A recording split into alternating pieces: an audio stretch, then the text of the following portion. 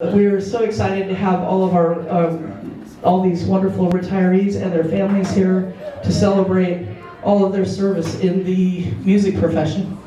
So, and I'm going to have some people help me with this because you're going to get tired of hearing from me. And of course I need my glasses because I'm almost old enough to retire. There we go. Mr. Sam Gronseth, would you come up please? And we're going to read this plaque once because actually they're quite similar, if you'll forgive us for that. California Music Educators Association, CMEA Northern Section, Hall of Fame. We'd like to award to Sam Gronseth for a lifetime of outstanding contributions to the music teaching profession and the lives of the young people of Northern California, presented October 25th, 2025. Yeah. Sam, don't go away. So tell us some of the things that you did. You taught in Paradise. Yeah, so taught in Paradise. I came to Northern California from Washington State in the mid-'80s. And so got involved in CMEA locally in the Northern Section, Region 3, and then ended up also at the state level. And I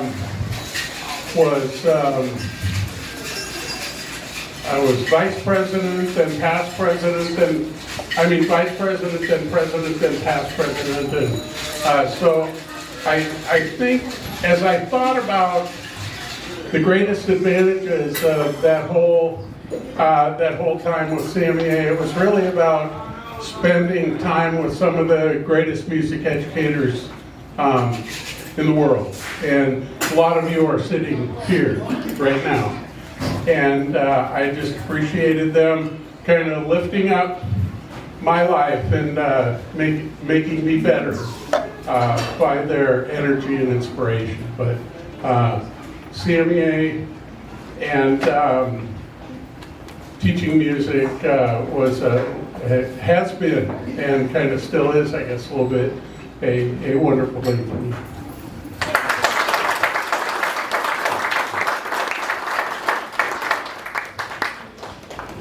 And old music teachers don't retire, they just go on to conduct community groups, right? All right. But in all honesty, I am a music educator because Bobby made me feel welcome and comfortable in that classroom.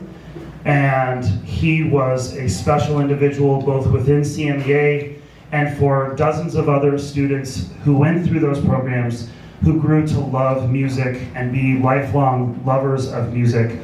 And when I returned to Quincy for 4 years of my teaching career, Bobby was there, and he was so kind and welcoming and certainly very happy to be retired, I think, but he never stopped loving what he did.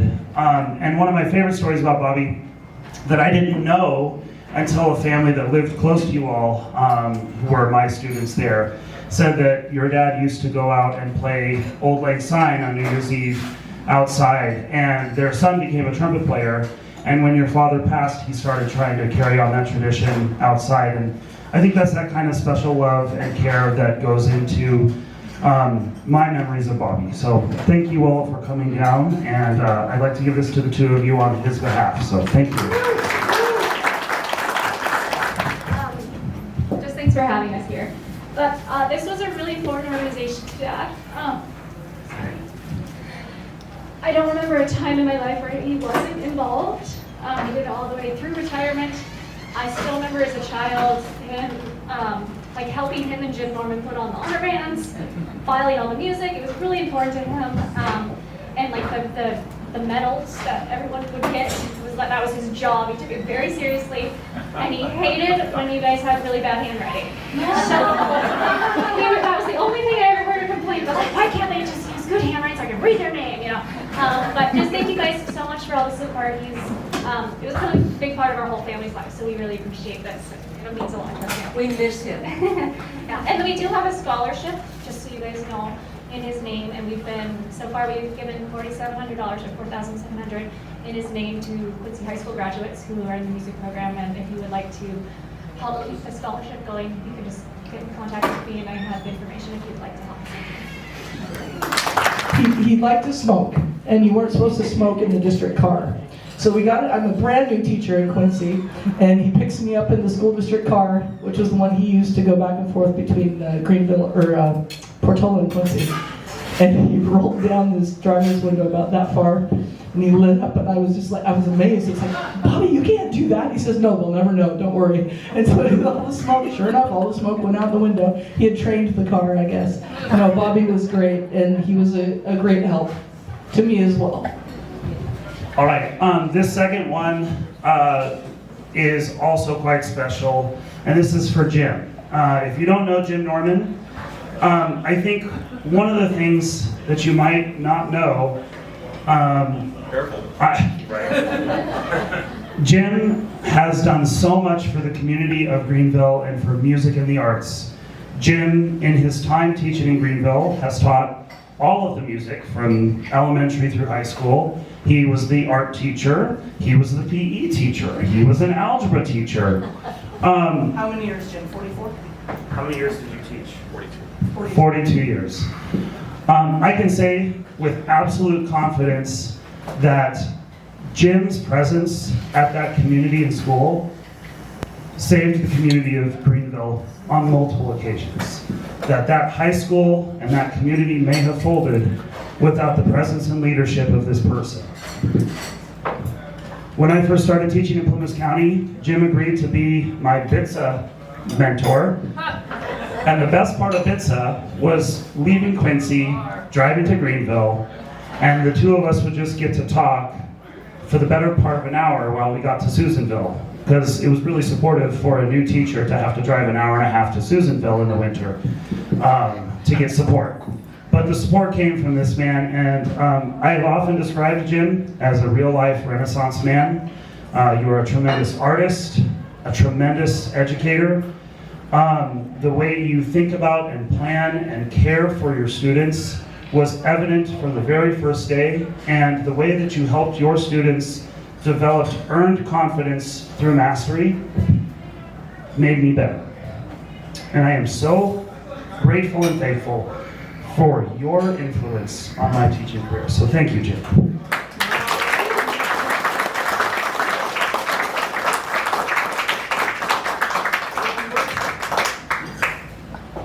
Well, that's a tough act to follow. You know, the community of teachers that I've been a part of for my career, all the folks that are gathered here today, are just some of the most amazing people. And you know, you can look at it like Tanner described about all those incredibly nice things he said about me. But really, it's being there every day and getting through every day. And there are some days when I would go home and tell my wife that I don't think I can teach junior high band anymore.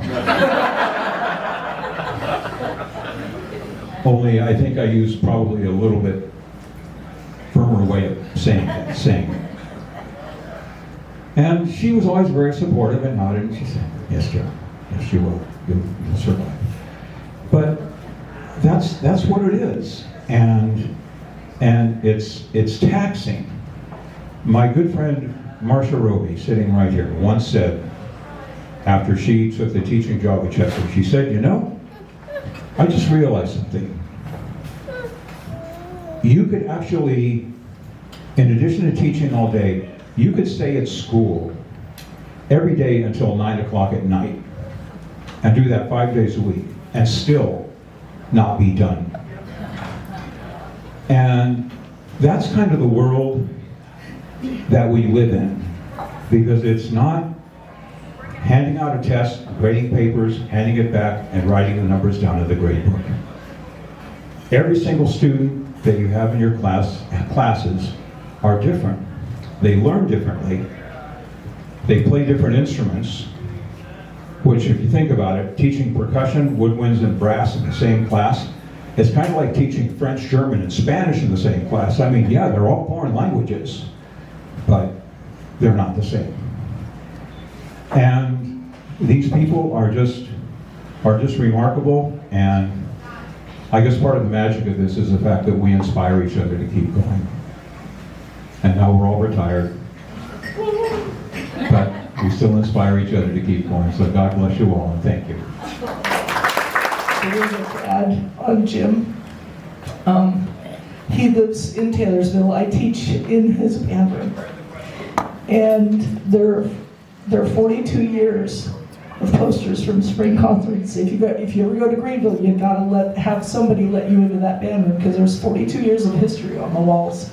It's pretty triggering, honestly, because it's a lot of visual stimuli. But it's he still does so much for our students. He's always saying, when can you guys come over for a percussion workshop? Because I want to teach you guys how to teach your drummers. Because obviously he's a fantastic percussionist, and we can learn so much from him. But he also serves as our district instrument repairman for dimes on the dollar, and we appreciate that so much, as well as all of his leadership. Well, another hero of mine, and I'm going to have Austin say the most of this because I won't be able to do very much, is Marsha Roby. If you would come up. Marsha was my choir teacher for a short-term sub position in 1977. She seemed like a fantastic expert, but I guess you were pretty much right out of college at that point, weren't you? About 76 or 77? It was in 19. 19. 79.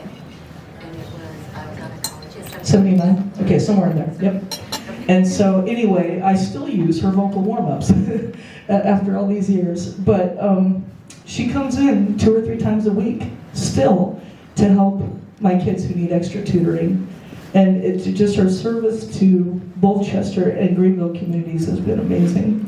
And she's my hero. Anyway, Austin, take them. Hello everyone, my name is Austin King. I teach band and choir at Marsh Junior High School. Marsha Roby was my BITSA mentor. In my first job, I took over for her after she taught there for 15 or 16 years. And it was a really tough act to follow, if you can imagine. Her students absolutely adored her. But and I was really raw coming out of college. I had a lot to learn. Even the times where I really thought I knew what I was doing, Marsha allowed me to try those things out and was patient with me, taking over her position, and allowed me to learn on my own and make mistakes, but she also set up a position that it was really difficult to fail. She had a budget infrastructure, she had accompanists in this small school. She had students who loved her and students who loved music. And it really set me up for success, and it showed me how to do it. And like I said, even when I thought I knew what I was doing, she would sit back and say, okay, give it a shot. And a lot of times I really didn't, and she allowed me to learn with warmth and grace and patience. And that's, I believe, how she taught, and her students, again, responded really well for her to that. And then I do want to say also, looking around the people we've honored as well already, a lot, I've gotten to work with everyone over the years in different capacities, and the people, the younger people, younger than us, and my colleagues who've spoken. It's a real honor to be up here to call myself one of your colleagues, and yeah, we get to honor the best of them tonight. So thank you.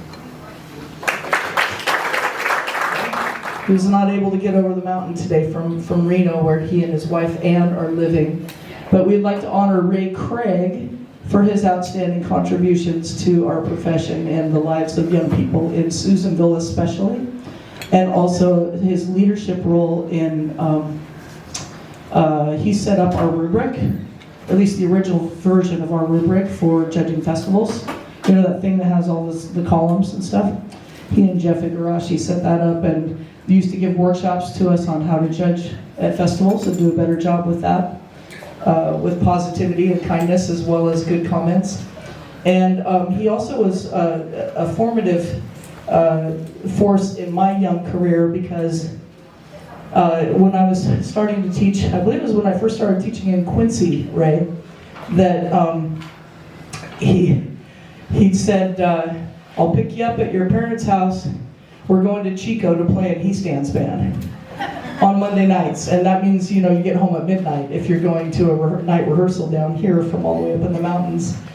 And he explained to me and showed me how important it is for us to keep growing as a professional and to keep our joy of making music and not just get funneled into always doing the teaching, because we have to fill our own bucket up to keep going. And he, as he used to put it, he used to say, it just kind of helps keep my ears in tune. I thought that was kind of cute. I still remember that, Ray. Anyway, we'd like to honor Ray Craig, who is right there. Way to go, Ray. Thank you for everything. My gosh, what a crew you gathered up today. I do miss all of you. This retirement business will have put off in the corner and sometimes forgotten. Has been a bother for a while. Anyhow, I do have one correction to make. Jane, I first met you when you were in the 8th grade. True statement. You were at the Solo Festival in Chico that I was in charge of at that time.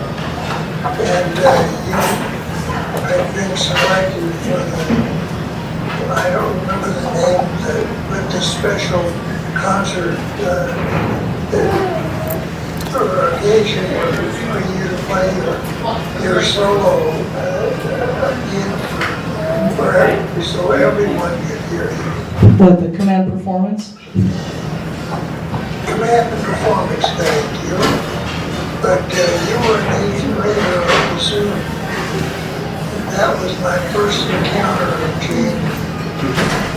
Gene Sylvester.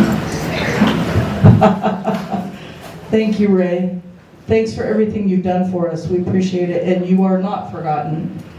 You may be living in Sparks in that, that weird state to the east, but we really, really appreciate you, and your legacy lives on. All right, next up we have Sue Delgardo. And Michelle's going to say a little bit about Sue, though we all would love to put in our 2 cents. All right, so Sue, when I first came to Chico, I met Sue, and everybody in the department was like, you need to meet Sue Delgardo. And I was like, okay. And so I met her and made arrangements, and of course she was very intimidating a little bit because I'm so short and she's so tall. No, she was very warm and friendly. And so I made arrangements to take our class over to see Sue in action.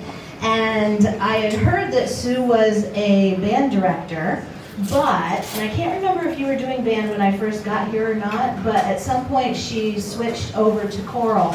And I did choral and band forever. Yeah. So we went and saw your choral rehearsal, and it was so wonderful to see her in action. The kids just loved her, the high school students, and I walked into a choral classroom and they were sight reading. I was like, yes, in the choir, they are sight reading, and they were doing such a great job. And Sue has just been a fierce supporter of music education in our area ever since forever. And so we are just so we thank you, Sue, for all that you have done in the North State for the students and for the college students as well, supporting them, and all of us as colleagues in music education in the North State. So thank you so much for all that you have done for the North State.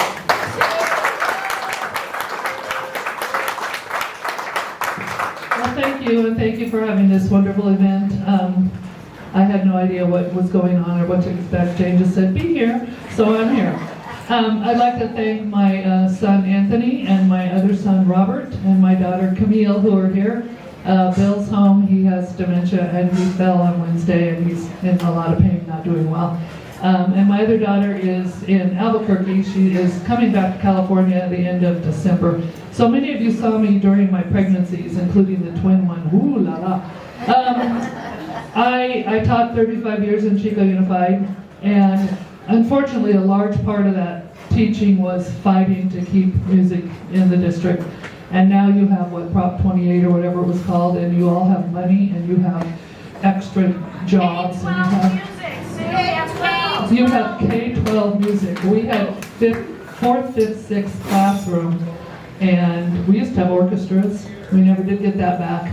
But just keeping music, and the biggest impact I think we made was we went to a school board and we had all the music parents and all the music students district-wide show up outside, of course, and we were absolutely silent.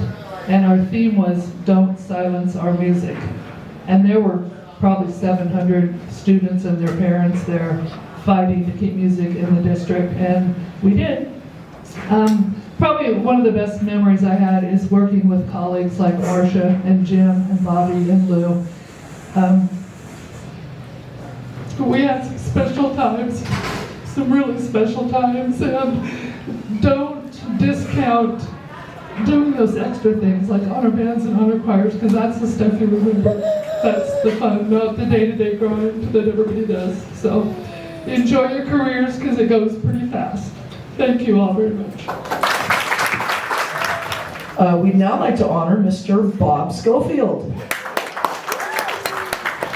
Bob, first of all, he married one of my best friends from high school, so he was cool from the get-go. We appreciate that. I was cool before that. Of course, we all were. We were the music cool people, right? But Bob, you had a career, how many years in Paradise? I was 27 in Paradise, 5 in Diggs, and then I did 5 in Gridley, but it was not all music in Gridley. Yeah. So he just recently retired. How was retirement? So far, so good. So far, so good. Well, we're going to say retirement, because Kari tells me that you're doing the community band in... I play in the Chico band, I conduct the Oroville band, I hitched up with a rock band, a bunch of guys my age rocking out. Yeah. You are one of the cool guys that are too. So, yeah. So and you're still teaching percussion for Ethan's school, for the young people there. Well, what I'm hearing from all of you is that retirement really isn't restful and eating bonbons all day, is it? There's a lot of good that we can do when we get to that point in our careers, that we can still make music thrive. But we appreciate you so much and honor your service to our profession, to the kids of Paradise and the other schools that you've taught at. Thank you, Bob.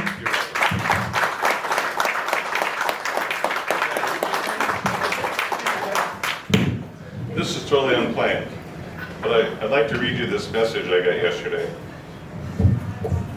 Hey, Sco, that's what they call me, Sco. It's Will Battaglia, younger brother, Joe. I don't blame you if you don't remember us, LOL. Just wanted to say thank you for instilling a passion for music and having us dig a little deeper, not only the music theory, but the history of music too. It's probably been the most grounding note of think that has helped me through the years. Your knowledge of music that you pass along to your students has also helped me connect with a lot of people from different walks of life. It's been such a helpful social mechanism. Again, thank you, and I hope you have a good year. And the reason I read that is because everybody in here probably has messages like that on their phone too. And if you don't have one yet, you'll get them. And so I just wanted to point that out. You're welcome. Several years ago, and this tall, handsome, blonde, really hairy kid was at the gas station at the same time, and he said, "Mrs. Brown, do you remember me?" Okay, if they call me that, then it's after a certain year, right? So that helps me a little bit, because I started teaching before I was married. But I looked at him for a second and said, "I don't remember your name, but I remember you played the trombone." And he was like, "Are you serious?" Well, but names just go away, they don't happen. Our last honoree is, and Ida unfortunately wasn't, this gentleman's wife was not able to come down today. We couldn't find her a ride from Portola. But she was also a little worried about the weather. So, and their power is out, so she couldn't even Zoom call. But we're recording it for her so she can see it after the fact. But we'd like to honor Ida and John Larrieu. John Larrieu was president here, I believe, and then he also went on to be president of the state. And then they liked him so much they had him stay on as the state CEO planning all of the state events and the venues and the transporting instruments. Executive director, yes. And so he served our profession, he taught in Portola, forgive me Ida, I think it was like for 44 years, a long time. And he was also the mayor of Portola. He was just like a get it done kind of guy and would just light up a room. And his secret weapon was, and I don't know how many plaques she's gotten, but his wife Ida used to do all of the organize all the entries for Solo and Ensemble Festival, which used to be the northern section. It was all the whole northern section. Every single year, she was the one behind the table, and she was the one that organized all. And if you've ever done that, that's like nightmare level of organization because we got to do the accompanist and all the stuff, right? That's the worst job in CMEA. That's the best job, Jim. Don't tell them that. And it requires some talent, and Ida had that talent. And she would, one time, years later, he invited me to go down and judge for the state festival, which they also ran. And I pull up to Sac State, and there's Ida sitting behind the table, and she had organized for the entire state. So Ida was the secret of his success, and truly spouses, you are the secret of all of our music teachers' success. Thank you for everything you do to support your spouse in their work with children, because music's pretty special, and I think it could change the world, and we need that right now. Taught music in East Nicholas, and after 12 years you said, right? 12 years. And then he's taught in Westwood 23 years. And he was also the treasurer of CMEA North State for many years, North Section, long time. He's the reason that we're very careful about not buying drinks at our parties, because he told us we shouldn't be doing that. And he's been a hero of mine for decades. Thank you. Yeah, anything you want to say? For sure. And he had a phenomenal program in Westwood in a school that had about 100 kids.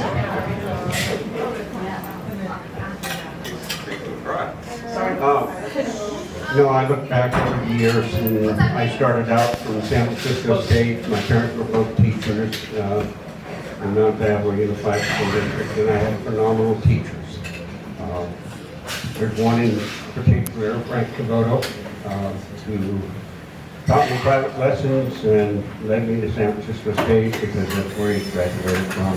And then I went on to my first job in East Nicholas. And East Nicholas is a small farming community. We're about 150 kids there, and 3 elementaries, and I taught all 3 elementaries that fed into the high school. And I would have never left there, I'm sure, because Prop 13 hit. And when Prop 13 hit, it devastated the program and devastated me. I almost quit. And found a job up in the mountains. And when I went up to the mountains, there was one person who was familiar to me, and that was Ray Craig. Ray and I had served on committees here in Chico with Dan Easthand and Claire Gilberti and Orville Allreed, and I mean there were so many people in my memory that Dan Soares out of Redwood that set the tone for music in our state. And of course, you can't leave out Bobby Gilberti, and those people were special. And I went to the mountains, and when I got there, it was an incredible group. We had Region 5, and every time we got together, it was like old folks. And I mean, we just got together, we enjoyed each other, and we cooperated with each other. And I taught at Westwood for another 23 years, and I had the first time where I had an elementary that fed into the high school, and I built my organizations off of there, had cooperation. There's one thing that I would like to mention, and you don't see it very often anymore, is I had an art teacher that taught 1 period of art, and I taught 4 periods. As students, where the teachers got a break every day. And it was something that worked for us, And my program thrives in talking about night times. I look over at nighttime street 4 times a week, and I can guarantee you my wife was a supporter, and I'm thankful for her. When we think about education today, I joined the high school board for 2 years, and then moved on to Glasgow College. And I've been on the board there for 15 years, and I am thinking about running another 4 years after this. But I can tell you that supporting education in every possible way you can and our young people is a pleasure, and it definitely adds to our lives. I see fantastic young people coming through the program at Glasgow College, and that's where our future is.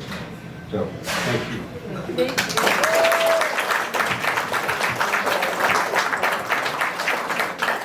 I'll buy lunch next time. Okay, sounds good.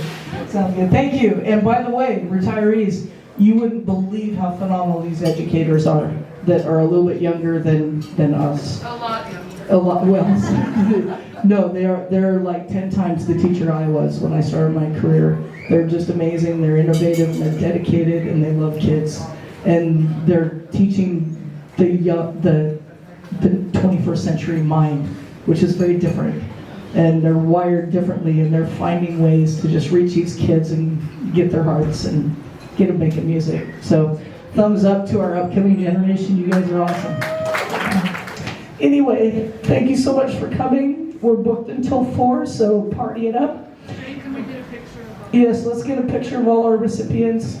And we wish you all a great year. Please come to our general meeting. It's the, of January? It's the Saturday after Martin Luther King Day. And we hope we'll see you at Kazmak. We'll have a party there. I don't know that the food will be nearly as good and the atmosphere, but we will have a party there as well. Thank you all for everything you do for kids in Northern California and for our profession. Thank you. Thank you.